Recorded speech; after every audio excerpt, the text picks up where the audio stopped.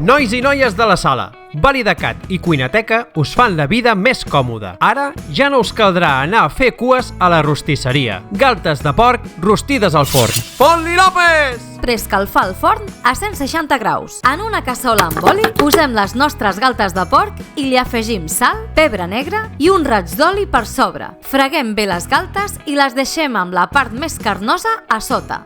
Incorporem 2 fulles de llorer i una cabeça d'alls. Reguem amb 100 ml de brou de carn i perfumem amb unes branquetes de romaní. Cap al forn a 160 graus durant 1 hora. Als 30 minuts els hi donem la volta. Mentrestant, preparem el nostre acompanyament per les galtes.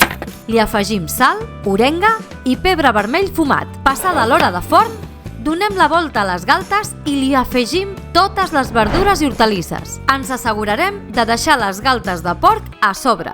Rajolinet de vi ranci i se'n tornem-hi cap al forn durant 1 hora més. Als 30 minuts tornem a donar la volta a les galtes i reguem amb el mateix líquid de la cassola. Enfornem fins al final i a gaudir de la rostisseria feta a casa. Salut i bon menjar!